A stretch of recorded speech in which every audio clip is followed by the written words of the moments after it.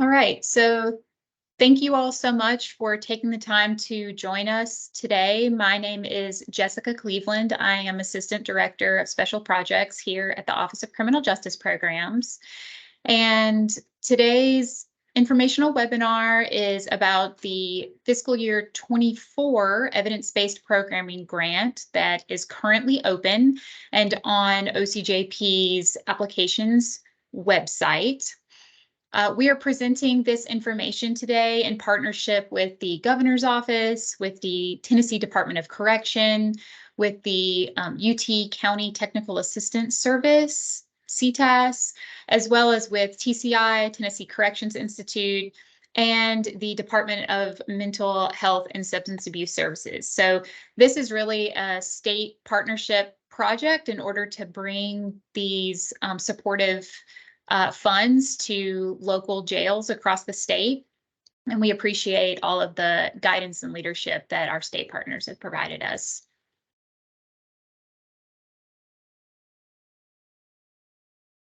So we'll just go over a few goals that we have for this webinar. Of course, we want to help you just understand sort of the purpose behind the EBP initiative here in Tennessee. We are a couple of years into it at this point, and have quite a few 23 currently active EBP funded agencies, which are local county jails all across the state. We were lucky enough to have additional funding added to this initiative through the state budget this year for fiscal year 24, which just started in July.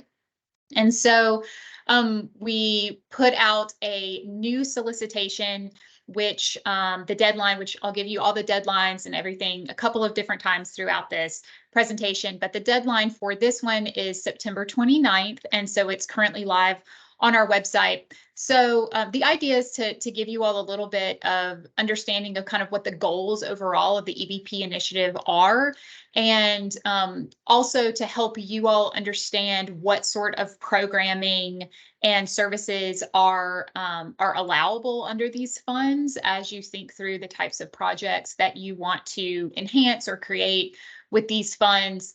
One difference this time around from the previous round of solicitations that we did with these funds is this time there is a priority on behavioral health programming. We'll talk a lot more about that in just a minute, but that is kind of a new priority element that we've added to the solicitation this time around. And mainly we want to help you all as the potential applicants just understand how to get through the application process, where to find the documents that you'll need to complete your application, what the deadlines are, helpful links and resources, and maybe most importantly, how to reach out for help and ask questions as you go through this. So this webinar is not meant to be sort of the last shot for any helpful information or guidance that you'll have. It's really meant to give you sort of a few places to look at for guidance, and then remind you about how to reach out with additional questions. We certainly expect additional questions even after you've viewed this webinar. So quickly, just a little bit of context for kind of where this initiative fits in. Of course, we know that here in Tennessee and all across the country, there are areas and communities that experience higher rates of crime than other areas. And what we know statistically is that if someone is a victim of crime, especially as a young person, they are more likely to be an offender, to commit a crime at some point in their life, and vice versa. If you have someone who is incarcerated for committing a violent crime, more than likely, statistically overwhelmingly, they have either themselves experienced violent crime or witnessed violent crime as a child. And so there's a massive overlap between the offender and the victim. But often what happens is that an individual's status as an offender often disqualifies them for many services that that might serve the fact that they are also a victim of some kind of trauma and violent crime in their lives. And so what we see is that folks just keep sort of coming back into this cycle of committing crime, getting arrested, serving in facilities like yours, getting released, going back out, and falling into those same cycles. And so the goal of this project is to provide some of those supportive services that traditionally are offered in the prison system, but that are to offer some of those types of services and programming in the jails. We know here in Tennessee that a large amount, over half of Tennessee felons don't actually serve a lot of their sentence in the prison. They might serve some or even all of that sentence in a local county jail.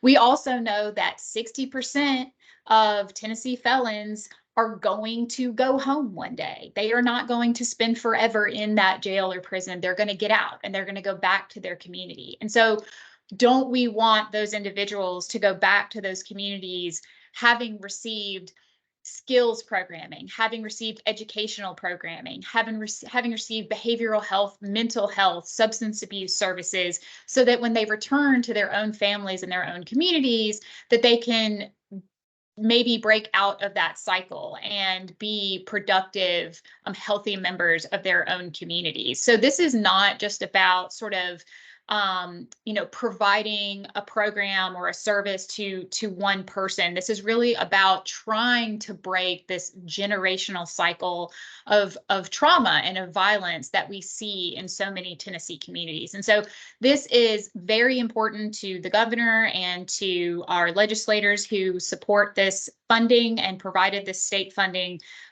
for this grant. And so this gets at why we find this to be such an important initiative and why we have built up some of the guardrails around what this funding will support. It really all goes back to this as our goal. So one of those big guardrails is the use of evidence-based programming. So, maybe you've seen talk of, evidence-based programming in various contexts. It can sometimes feel like sort of a catch-all phrase, but in the context of this grant and in the context of many of you all are going through an accreditation process with TCI, or you might have accessed information from Department of Correction around evidence-based programming. All of that is the same. So when we talk about evidence-based programming, when TCI talks about evidence-based programming in the context of the multi-tiered accreditation process, we are all talking about the definition as it is laid out in Tennessee Code Annotated.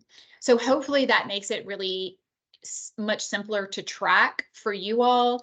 The Department of Correction website has a terrific explanation of why evidence-based programming for programming for felons and other inmates is the preferred practice for the state of Tennessee. It talks about how the practice of validating a model to ensure that the outcomes that you want to happen are baked into that model and have been shown through, demonstrated success that's been published and peer reviewed, that if you do certain things, if you implement a model of, say, therapeutic services or some kind of behavioral health programming, that if you implement that model in the particular way that it was measured, that you will almost certainly have the positive outcome that you desire. And so it's really a map for success, and it is what we will be completely focusing on in terms of what we're funding with these EBP funds. And so you can see the definition kind of here, but it there's a lot involved. You know, it can be education, it can be mental health and substance abuse. It can also be vocational training. So we have a list of approved vocational programs that you can choose from, welding and plumbing and all sorts of very useful. Most of them have certifications that come with those to provide the inmate with, you know, something really leverageable once they come out of their incarceration and go back into their community, real skills building. So we'll talk more about that in a minute, but I do want to take a moment to draw a distinction between these types of evidence-based programs. So whether it's vocational or mental health, or substance abuse services, and then work release. So for the purposes of this funding, I know a lot of jails do have work release programming, and that's totally fine. And you can even have a work release element in the programming that you want to implement with these funds. But there has to be some kind of validated evidence-based model of a program that you're laying on top of that. And so an example would be that if you have a landscaping work release where, you know, qualified inmates go out and they do landscaping for free at a few businesses, you know, across town, that alone is not going to be adequate for this. So we wouldn't be willing to pay for the materials or the costs associated with that work release program.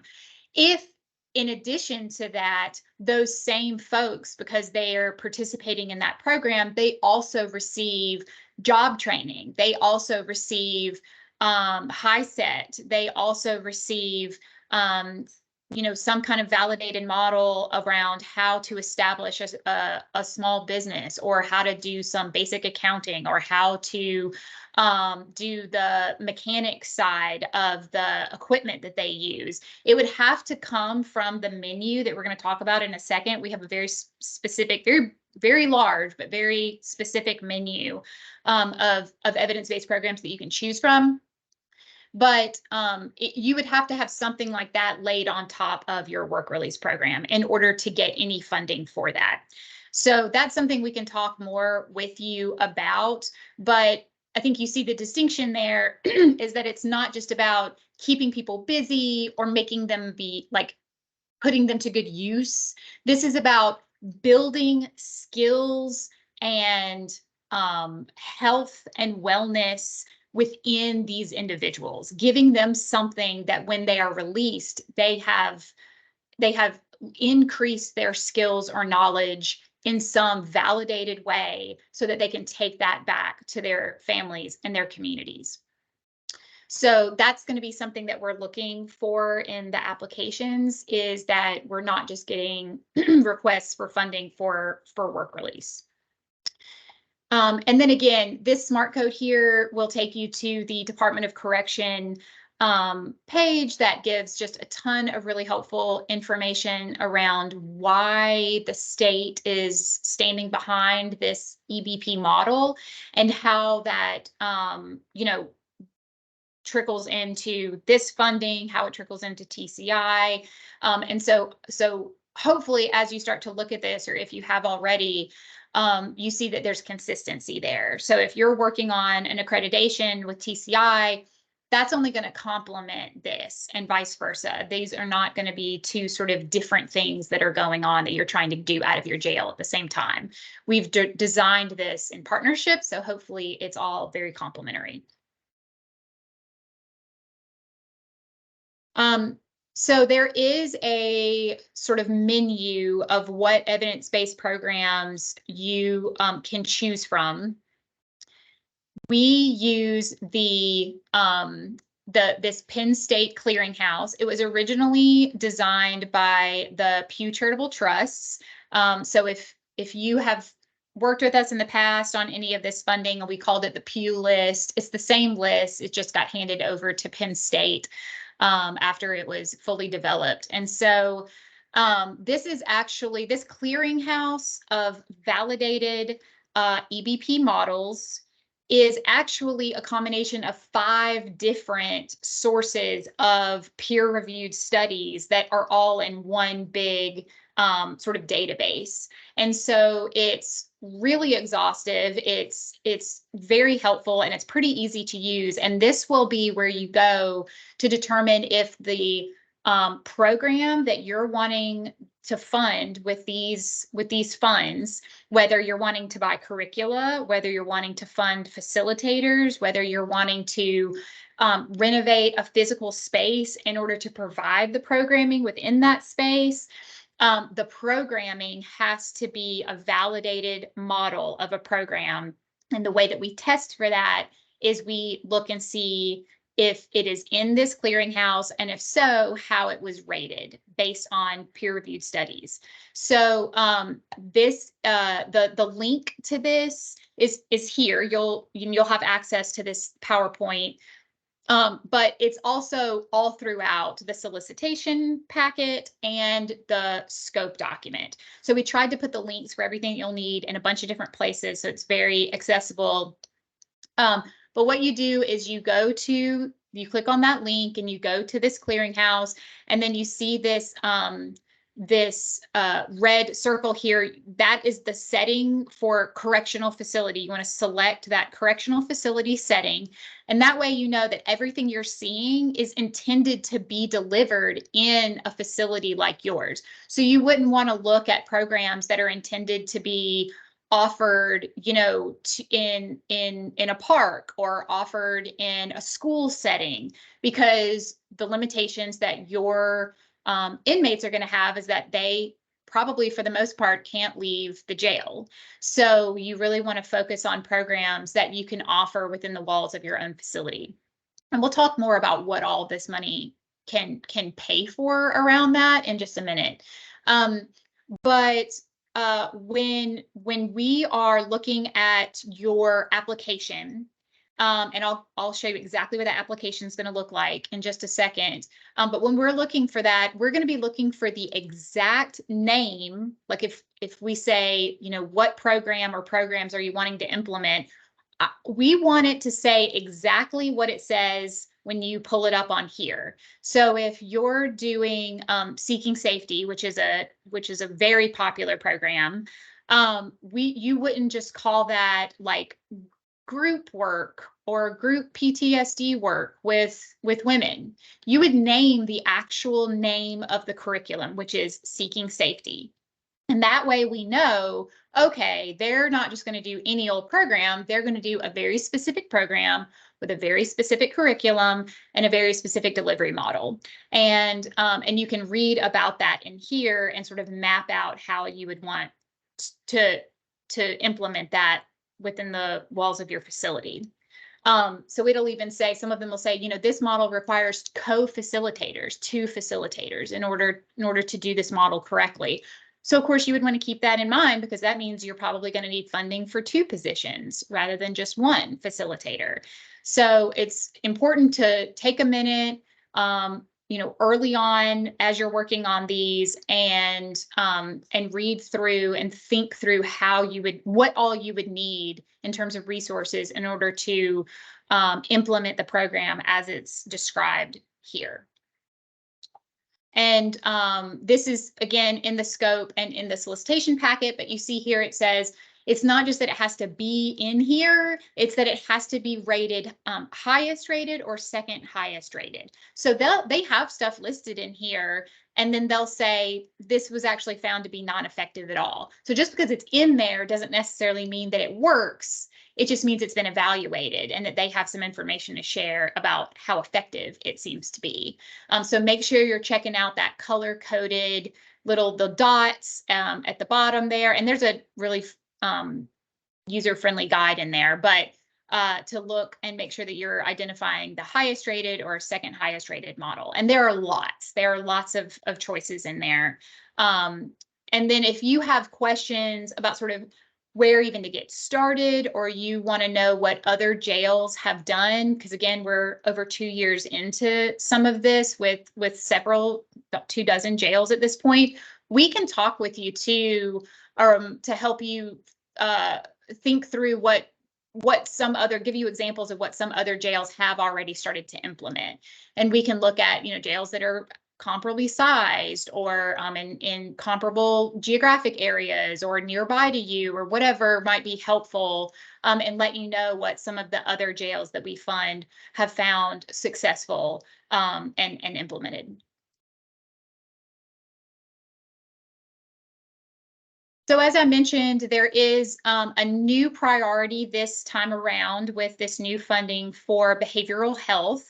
That is listed in the solicitation, but I wanted to just highlight that for you. Really, when we say behavioral health, we're talking about mental health services, so therapeutic services, whether it's one-on-one therapy or group therapy, and then also substance abuse services. And so those are two things that we heard a big need for when we started going out and visiting some of the jails that are implementing these projects so far. And so what that would look like is that you don't necessarily have to bring someone, like hire someone onto the county staff to provide mental health services or substance use services. What you can do is subcontract with a licensed provider in your area to come in and provide those services. So if you have a program, and if your overall grant is for, like $700,000 over 3.5 years, a big portion of that could go to a couple of staff, the overhead that they need, and all the materials for a licensed local mental health provider in your community to hire folks or reassign folks and purchase supplies, and then bring those into the jail and provide that programming in that way.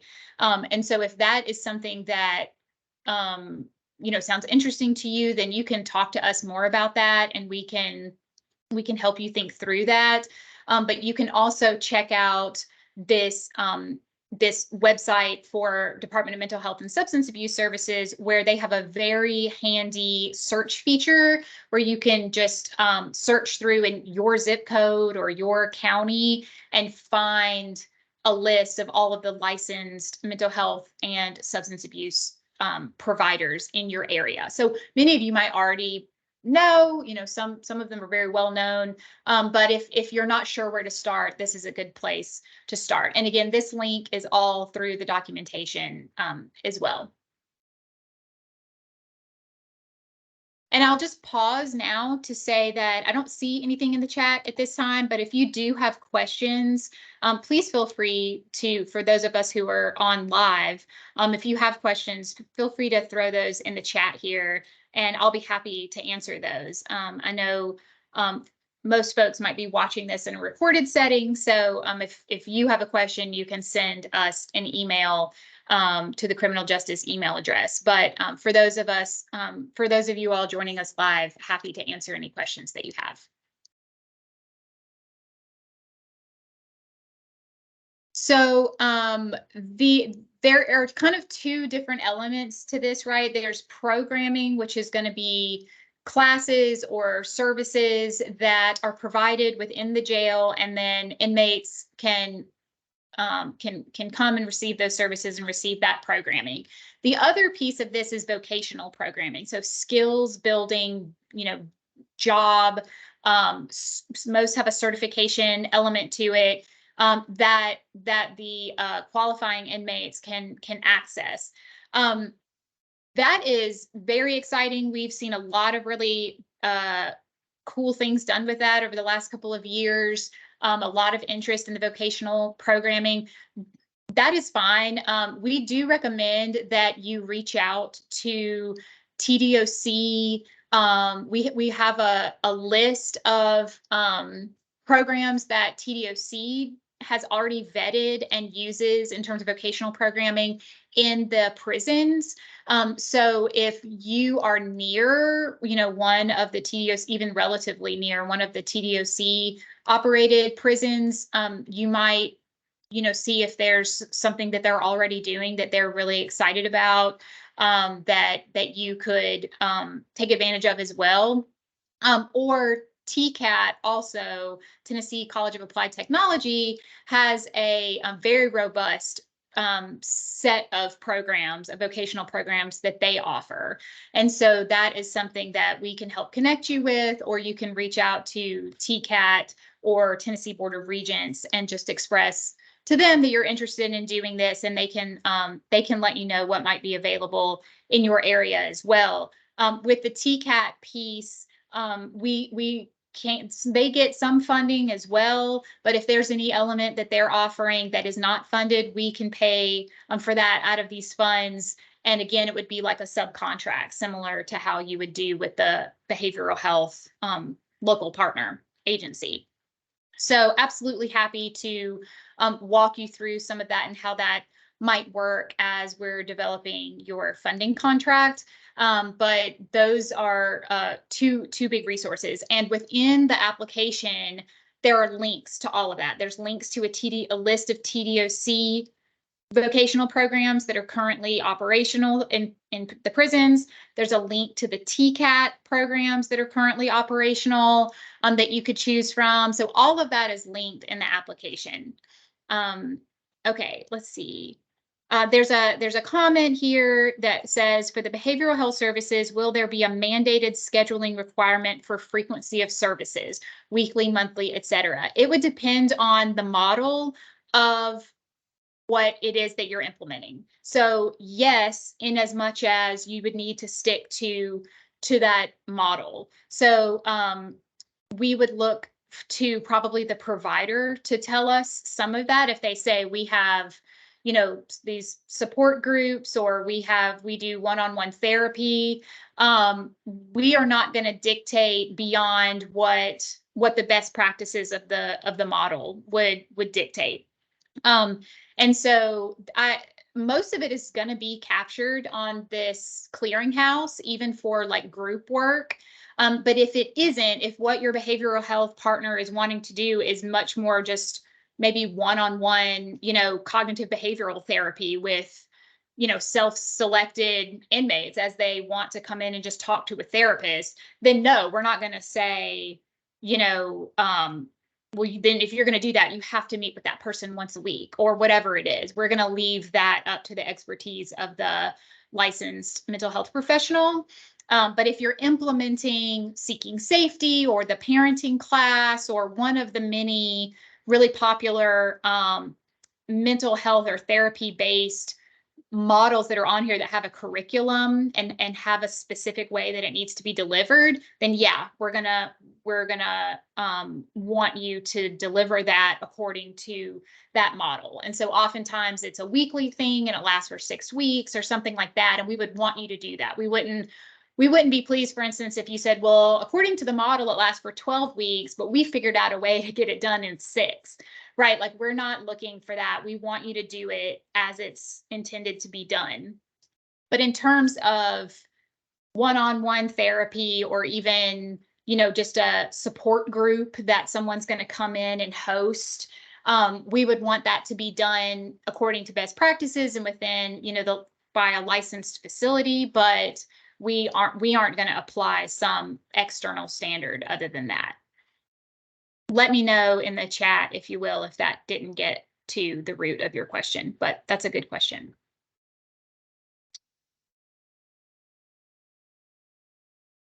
So this is just some of the kind of high points of how to apply. It's a little bit different this year in terms of the length of this project, which I'm very excited about, because initially a lot of the jails had some issues sort of spooling up, and they lost time. They just lost time hiring or just trying to get their programs kind of up and going. And what this gives you all is 3.5 years to plan, to hire your folks, and to implement, and then have a long runway to work out your programming. And so this particular solicitation runs through fiscal year 27. The application deadline is September 29th. The maximum amount of funds that any one agency can apply for is $1,050,000. That means $1,050,000 spread over 3.5 fiscal years. So in the solicitation, there's some specific kind of breakout of how you might divide that money up, but it would, it would come out to a few $100,000 every fiscal year. And so you might have heavier costs on the front because you are renovating a space. Before you can even think about adding programming, you have to get this old dilapidated space up to snuff to actually be your new classroom. And so maybe in the first year and 2 years, it's going to be a lot of costs of, furniture and fixing the flooring and putting in, wall dividers to break up the room and, those sorts of things. But then later, you're just going to have your staff and curriculum. So it's really going to depend on your program and what you're wanting to purchase, how you're wanting to, if you're subcontracting it out versus if you're bringing someone in to do it, if you're hiring folks, if you're having to train your own people to do some of this. So we are not going to be very prescriptive on exactly how you have to divide up that money, but we can talk with you about that. So after you have submitted your application and we've scored it, we can work with you to make adjustments on, hey, I see here that you have a lot front loaded in the first 6 months. Do you really think you're going to be able to, get all your materials, ordered and delivered by then? Do you want to give yourself a little bit of time? So we can work with you on that timing. But do note that means that you would need a budget, and I'll say this again, but you'll need a budget for fiscal year 24, 25, 26, and 27. Okay, so there's a question here from a current EBP funded agency who says we already have 999,000 through fiscal year 25. So will we add 24 to that one and amend ours through 27? Okay, so that is that's a pretty specific question about the current EBPs, but I will say that if all you want is more time for a current EBP, if all you want is more time, you don't have to apply for this open solicitation. But if you want to add money to your 999,000, if you want to add, about 50,000 more, then you would go through this. So what you would need to decide is if this whole application process is worth adding, another $50,000 to your budget. And if not, then you just want to extend your runway out. That's a separate conversation that we can have with your project management specialist to determine kind of what your timeline's looking like and whether we would want to extend that out. So that's a good question. That's only for currently funded jails, like county jails that currently hold an EBP grant. For the rest of you all, if you don't have a grant for EBP with us at this time, this is your ticket in. You must go through this application process in order to access these funds.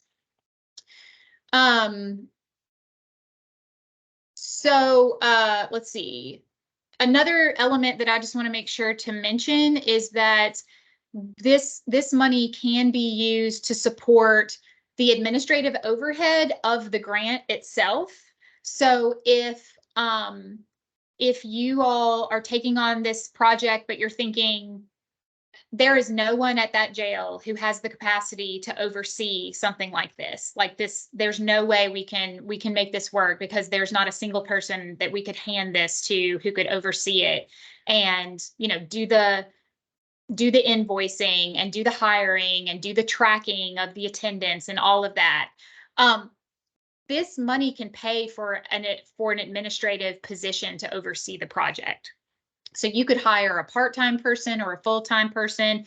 You could take someone who's currently part-time at the jail and make them full-time and just pay half their salary with this money. So that is absolutely an allowable cost for this. And so if you have sort of reservations about just even taking like a bite out of this, talk to us and let us know what those concerns are, and we can let you know whether some of that can be absorbed by the grant itself, and we can help to support you to get that sort of administrative, piece in place, so that you can implement something like this over time in your jail. A piece here that I've touched on previously, but I want to really make sure to highlight is that we encourage you to partner with nonprofits or other community partner service providers. So the mental health folks, the substance use folks, the vocational programming, but those individual agencies cannot apply directly for this money. Only county agencies, well, municipal agencies that oversee a jail. And so here in Tennessee, that is mostly counties. So only a government agency that holds, that oversees a jail that incarcerates adults. We're looking at adult programming solely with this. Can apply.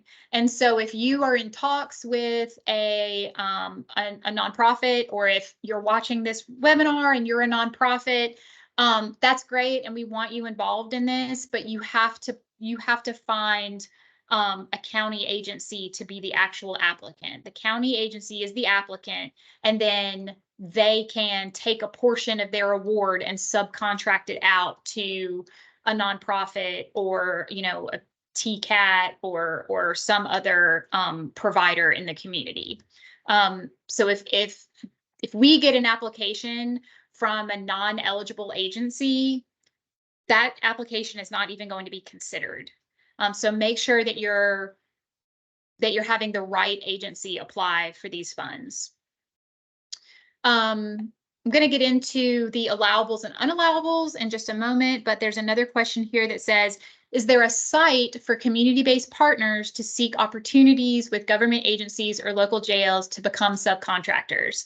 I love that. I don't know of a site. We don't host such a site for sort of, the community-based partners to find their jail to become a subcontractor.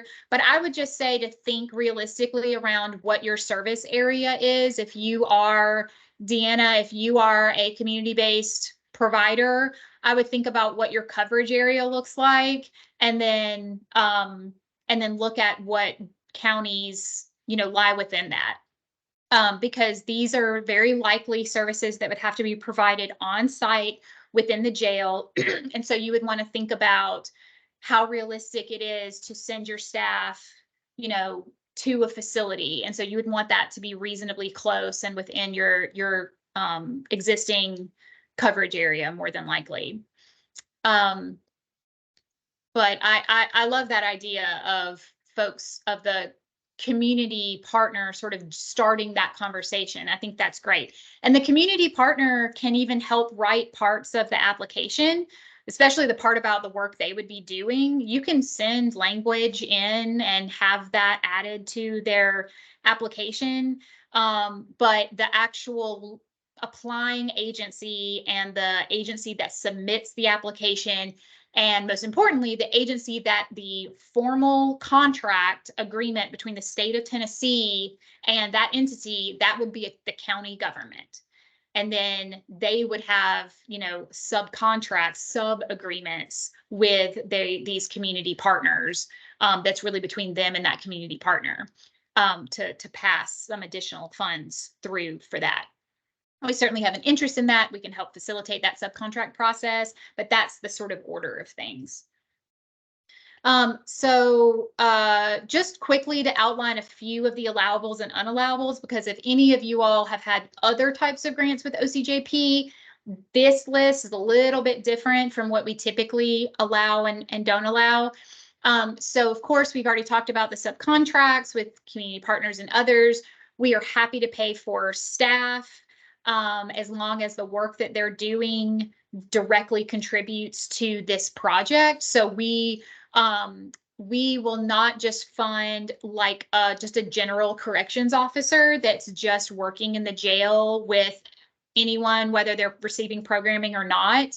That's not within the scope of this project. We will pay for a corrections officer to go and get some moral recognition therapy training or some motivational interview training. And then for that corrections officer to be the sort of main person who transports the inmates who are receiving services, and maybe the person who's tracking, some of the attendance or something like that. And so if there's a corrections officer that's going to do a little bit of extra and do some things that are specifically related to and complementary of this project, then we will absolutely fund that position, as well as training for that position. If they need an additional like laptop or tablet to complement that programmatic work, all of that is allowable. A little something different for this grant is that renovations and kind of improvements on classroom space are allowable. Typically, maybe some of that is a little less welcome with our general OCJP grants.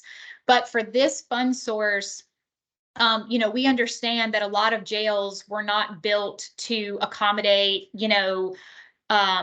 confidential group therapy or, multiple classes happening at the same time.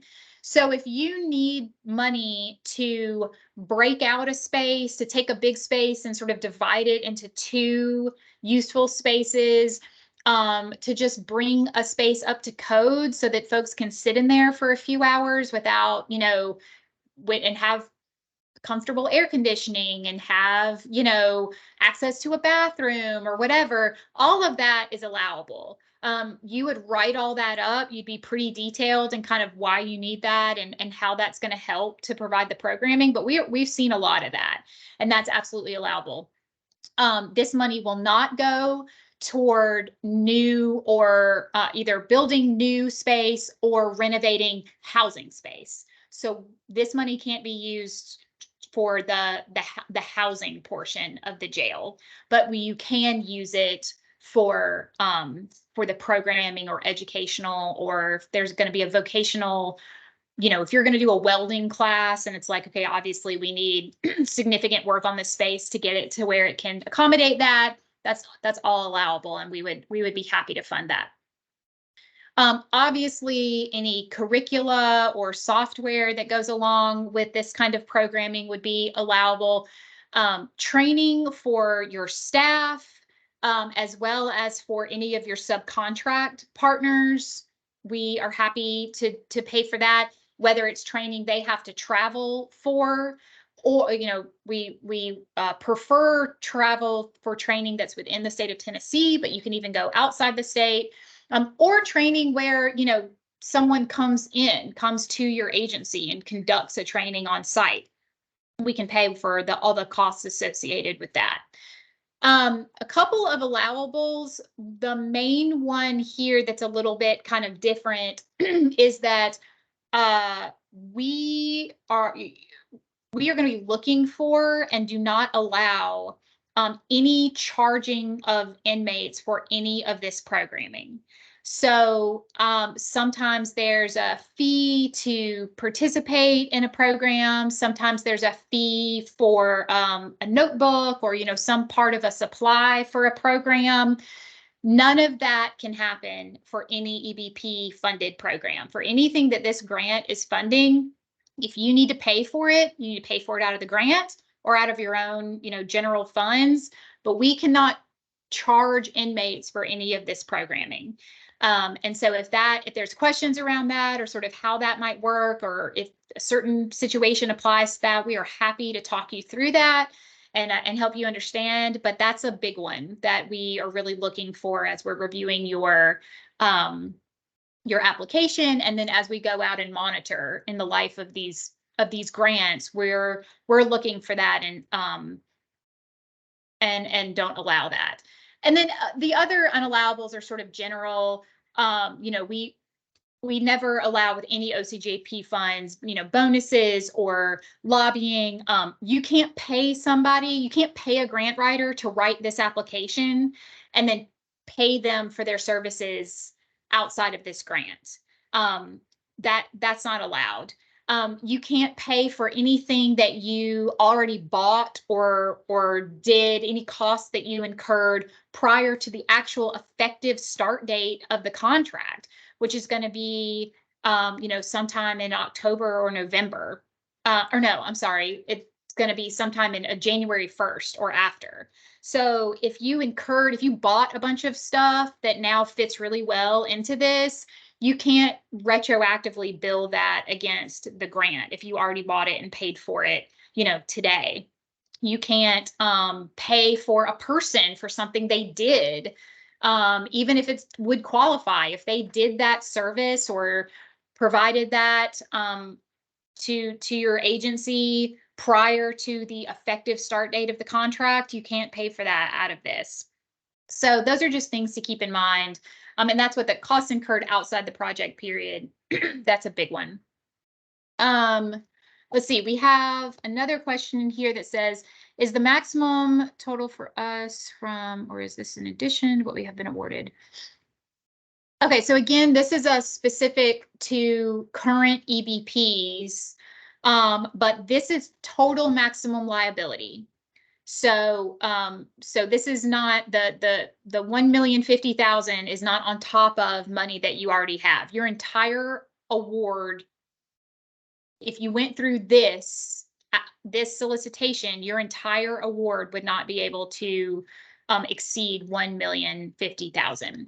But if you're a current granted agency, there's a little bit more to it than that. So I just encourage you to reach out to your project management specialist and just kind of ask your questions in that setting. Because if you're just kind of asking about the future of your contract, we can work with you on some of that and talk you through some of that. But for this solicitation, the maximum amount is $1,050,000. Okay. Let's see if there was any other. Oh, two things. Oops. So one of the things that we heard early on was that, sorry, where am I? Here I am.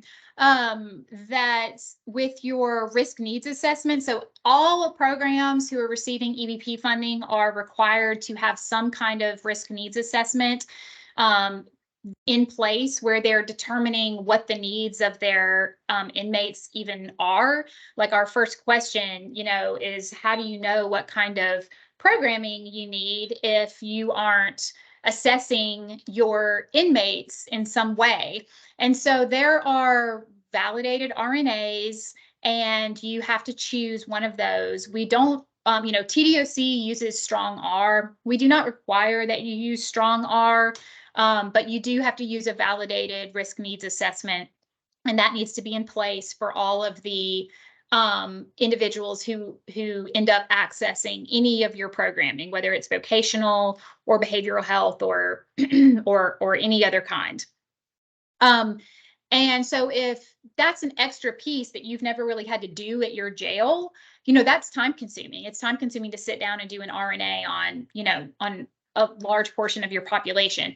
So that's an allowable expense. If you want to hire someone to do the RNAs, to do the risk needs assessments on your inmates as part of, kind of building up your capacity to provide some kind of programming in your jail, that is absolutely something we would be happy to fund. We'll fund their training. We'll fund you purchasing the curriculum and materials for the RNA, and we'll pay for the salary of that position to do that work. So think that through. If that's kind of a sticking point for you, that's absolutely something that we would be happy to support. And then the other just little piece that I always want to tell folks when I have an opportunity to is that with any of these funds we always require that you follow your county internal procurement policies. So if you tell us you want to purchase a certain thing or do a certain type of work, that's great, and we might approve that and agree to fund it in your contract, but you still have to work through your normal procurement process, whether that's going through your county commission or getting approval from someone else in your, county government leadership. Something being written in the grant that you have with us does not supersede your local procurement policies. So we just always encourage and remind folks that no matter what your agreement with the state of Tennessee says about what you plan to purchase or what work you plan to do or who you plan to hire, if you have a certain threshold for vendor contracts, for putting things out to bid, for purchasing, items that are more than $5,000 or more than $10,000, whatever it is on your local level, you have got to follow that. And so we just really encourage you to make sure that you're doing that.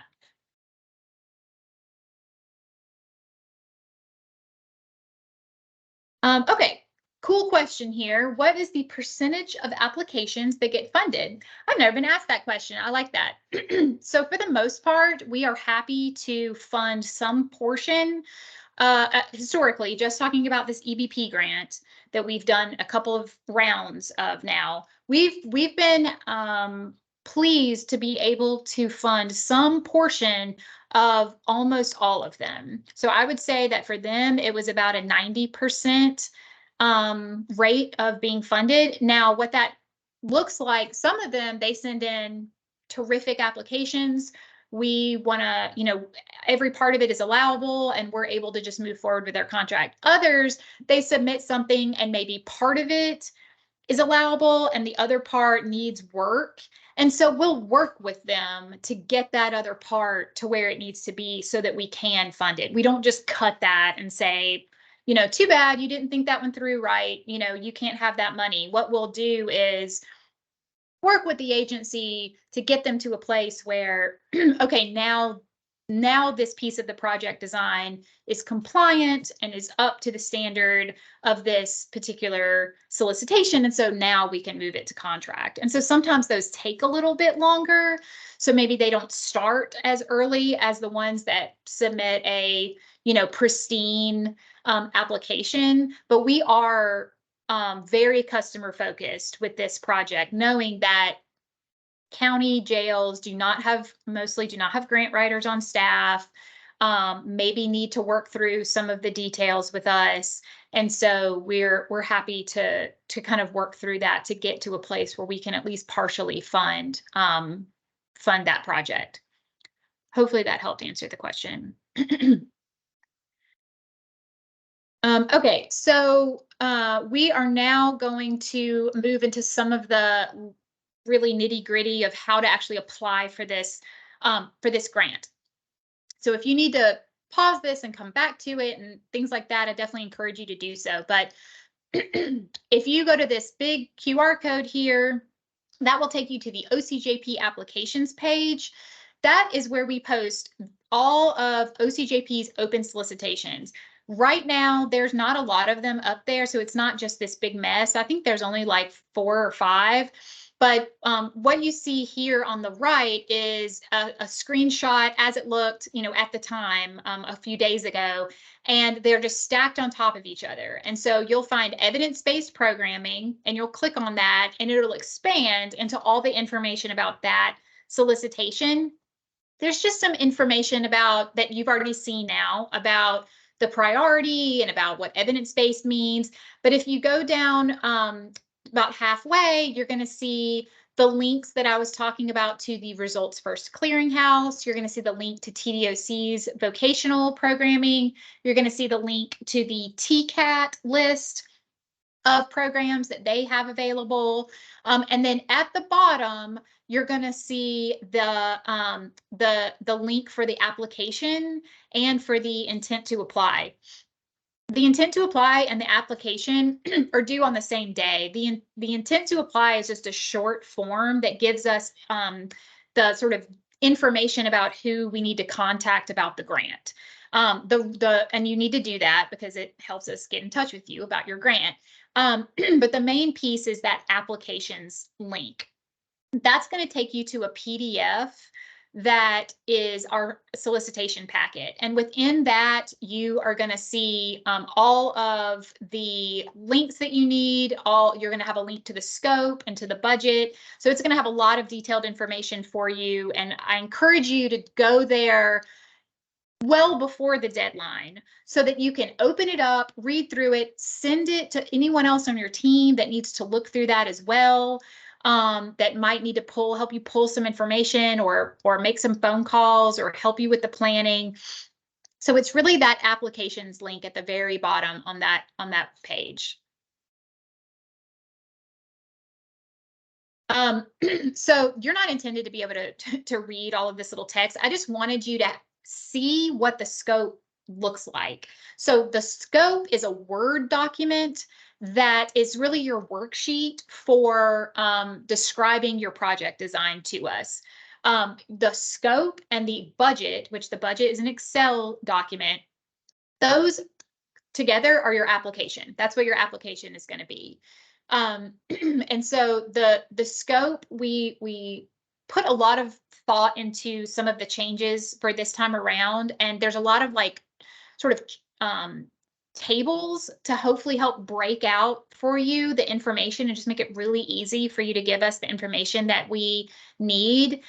We did this after, experiencing multiple rounds of this application process and trying to just make this as easy for you all as possible. So there are multiple sections. They ask a few questions each. When we receive the applications and the budgets, we have a review team that comprises experts in this field from other state agencies, so our state partners, and they will be reviewing the applications and they will be scoring them section by section. So section A is going to get a score and section B is going to get a score. And those scores are going to be based on any of the priorities that are hit. So, we have priorities around new applicants. We have priorities around wanting to implement behavioral health programming with a local licensed partner. And we have priorities around your intention to implement within the first 6 months or the first year of the project. So that review team is going to go through and they're going to be reading these applications and they're going to be scoring those. A couple places that I just want to draw your attention to is that down here at the bottom of the first page, you're literally just going to list the program. So whether it's Seeking Safety or some other type of EBP program from the clearinghouse, or whether it's a vocational program, you're going to list the exact name. So please don't put anger management, because that's not a model. That's not the name of a specific curriculum. That's just a type of class. I need to know the exact name of the curriculum as it's stated either in the clearinghouse or, from TCAT or on the TDOC list. So please be specific. But this is where you'll just list the name of that program, the length of the program in number of weeks, and the anticipated number of inmates that you will serve with that annually. So some programs the unit runs for 6 weeks and then it's over. And so you can run maybe 5 units throughout the year. And so if the capacity of your classroom is 10 inmates, then 10 inmates for 5 units a year is going to be 50 inmates that can get through that program in 1 year, approximately, knowing that sometimes people are going to phase in and out, that someone might transfer out of the jail, that someone might disqualify themselves. That's fine. But that question is asking, based on the length of the program and the capacity of the class, roughly how many people can this program serve a year? Not each class, but for the full year. And that's just to give us an idea of kind of what the sort of investment value of this particular program.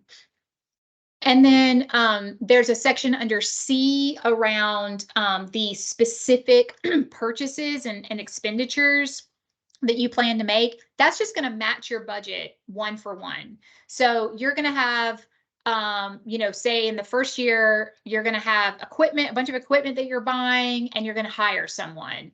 You're just going to list those same items in section C and talk about, and go through the quantity and the cost. We're basically just making sure that what you have outlined in your scope matches what you're actually planning to pay for, and that what you're asking us to pay for, you have a plan for how you're going to use that in the scope. So make sure that those sections talk to each other and reflect each other. And then there's also a timeline. Much of that timeline has been filled in for you, but it has like placeholders, like X number of days, this will happen. So make sure you think through that and actually go in and fill those in based on what you anticipate. Like, are you going to try to hire someone right away, or does it usually take your county a minute to get someone in? So you might give it 3 months before you actually anticipate having someone on staff. Those sorts of things. Like, really think through how business works with your county and with your jail and what you have to work with, and also what you're planning to do. So you will have one budget for each fiscal year. You're not just going to have one big budget that's, the entire 3.5 years of the project. You're going to have a half of a year, a budget that reflects about half a year, because you're going to be starting this in January. And then so that's going to be half of fiscal year 24. And then you're going to have a budget for fiscal year 25, a separate one for fiscal year 26, and a separate one for fiscal year 27. So think about that. If you're paying for a person for a salary position, funding them year over year, what does that look like? Are you allowed to put in cost of living raises? Then you want to factor that in and give them, that line item is going to bump up 5% every year, right? If you're buying a bunch of equipment at the beginning, a couple of laptops and, a printer to support the programming, you're not going to need to buy that every year. You only need to buy that once. So make sure you're thinking through what's in your budget, and that it makes sense for every year, and that it makes sense for, kind of the flow of your project over time. You will have an annual report as part of this project. We, as I said, are currently funding 23 of these. So if you are curious about what the annual report looks like, we can send you that, or you can find it online. And largely what we're asking you to report is going to mirror this initial baseline information that we're asking you for in your scope. And so we tried to make that annual report as straightforward as possible. It's pretty user-friendly, but just keep in mind that what you're putting in your scope, we're going to be asking you in a year, okay, how did that go? Like, what of that were you able to do? And what were some of the successes that you had? And what were some of the obstacles that you faced? So this grant, though, does not have a quarterly reporting element at all. It only has that annual report. So you're only doing one report a year, which is pretty nice. We are very lucky this time around to have technical assistance provided by our partners at CTAS. So UT's County Technical Assistance Service are going to provide ongoing training and technical assistance to you all as you move through this project. That will, for those of you who are existing grantees, that technical assistance will be available to you guys as well. We're working on the contract with CTAS, with UT, for that technical assistance agreement. We are funding that out of this fund source as well. So that's just something to look forward to. They are, of course, I'm sure many of you have worked with them in other capacities, but they're the technical assistance experts for all things county government here in Tennessee. They are just full of helpful information with regard to how counties should deal with an array of issues that come up with financial and liability and all sorts of issues. And so they're very well suited to provide ongoing guidance and counsel to you all in this capacity. And we're going to do a lot of really corrections focused trainings through CTAS in the coming months and years that you all will have access to free of charge. So that's something that we're very excited about being able to offer, and much more will come on that, and we'll be sure to communicate all of that to you all as it's available. So that's it. Just the final reminders is that if you are applying, if you have a question that's about this application, sorry, if you would please submit that to the criminaljustice.programs@tn.gov. That's the email that's listed all throughout the solicitation packet. So it's consistent info, but I know it's tempting maybe sometimes to reach out to one of the project management specialists on EBP. The problem is that we want this to be competitive. So we want everyone to have access to the same information. And so if you email this criminaljustice.programs email address, we're still going to answer your question. It's probably going to be the same person that answers your question. But we're also going to take that question and answer, and we're going to put it on our FAQs on our website so that everyone can read that question and that answer and have access to that information. And so happy to answer any of the questions that you have. We just want it to go through this central email so that we can be sure to share that information with everyone so everyone can benefit from the info. And if you have questions about any of that, you can let us know. The deadline, again, September 29th. Please go to the website and check out the application packet, read through it, click on the links, let us know if you have questions, let us know where there's confusion. We'll be happy to help you. If you need someone to walk you through the clearinghouse website again, we can certainly do that. So please just reach out, and we would love to be of assistance to you. And we just really appreciate the important work that you all do every day throughout Tennessee. And we hope that this project will be, an ongoing support for you all and for your communities. So thank you very much for your time. This concludes the informational webinar for the 24 EBP grant solicitation. I'm going to stop the recording now, but I and my team will hang out for just a moment for those of you who are joining us live. But I'm going to go ahead and stop the recording now.